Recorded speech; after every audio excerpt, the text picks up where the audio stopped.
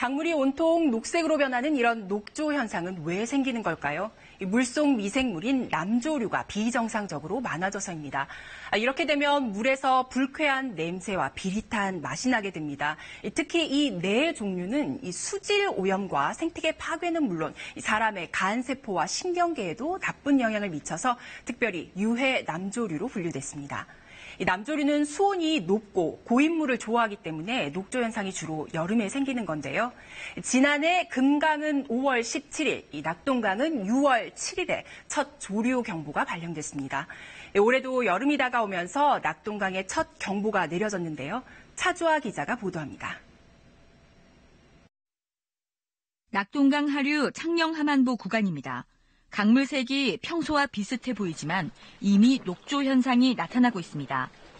지난 11일 이곳에서 측정한 유해 남조류는 1ml당 3천여 개체, 2주 연속 1,000개체가 넘어 전국에서 처음으로 조류경보 관심 단계가 발령됐습니다.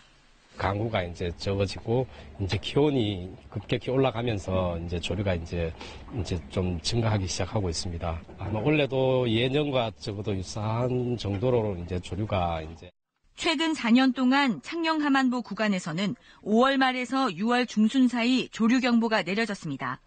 지난해 6월부터 숨은 3개 가운데 1개를 열었지만 올해도 비슷한 시기에 조류가 발생한 겁니다. 보시다시피 이곳 창녕 하만보의 수문은 일부만 열려 있어서 낙동강의 흐름이 매우 느린 상황입니다. 영남권에서는 먹는 물 관리에 비상이 걸렸습니다. 낙동강 유역 환경청은 오폐수가 흘러들지 않도록 드론을 띄워 인근 하천을 감시하기로 했습니다. 또 정수장 10곳의 고도 처리 시설을 활용해 조류 독소 등을 제거할 방침입니다. KBS 뉴스 차주아입니다. 녹조는 유속이 느린 물과 이 높은 수온 그리고 햇빛을 좋아합니다. 여기에 양분이 되는 질소와 인이 많아지게 되면 빠르게 확산하는데요. 유독 몇 년 전부터 녹조가 심해진 이유를 놓고 논란이 계속되었습니다. 이 온도나 햇빛은 자연현상이니 접어두고 이 질소와 인 같은 오염물질이 예전보다 많이 유입되는 탓인지 아니면 4대강에 보고가 설치되면서 이 물의 흐름이 느려져 오염물질이 빠져나가지 못하기 때문입니다. 인지 말입니다. 그 답을 얻기 위해서 정부는 1년 전 일부 보혜 수문을 개방했습니다. 이 원래대로 강물을 흐르게 한 뒤에 결과를 보자는 건데요. 이달 말 발표를 앞두고 취재진이 금강에서 의미 있는 차이를 발견했습니다. 김진호 기자가 현장을 다녀왔습니다. 금강 3개 보 중 가장 하류에 있는 백제보입니다.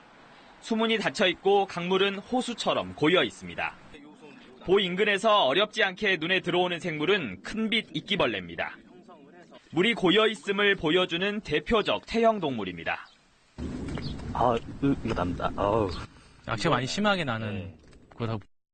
수질 4급수 지표종 붉은 깔따구도 있습니다. 강바닥을 퍼올렸더니 모래가 아닌 펄더미, 흙이 썩어가고 있다는 신호입니다. 이 종 모두 다 정체된 수역에서 나타나는 생물들이라고 볼 수가 있고요. 그렇다고 한다면 현재 백제보 상류 지역은 보호 수문이 개방되지 않았기 때문에 정체된 수역.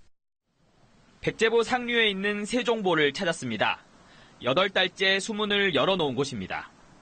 비교적 빠른 유속에 모래톱이 새로 만들어졌고 자갈밭도 생겼습니다.